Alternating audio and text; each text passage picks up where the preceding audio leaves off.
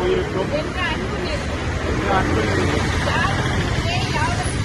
யாரும் யாவரும் கேள்வி என்ற பண்பு நெறியும் எனது வாழ்வியல் நெறிமுறையாக கடைபிடிப்பேன். கடைபிடிப்பேன். சுயமரியாதை ஆளுமை திறனும்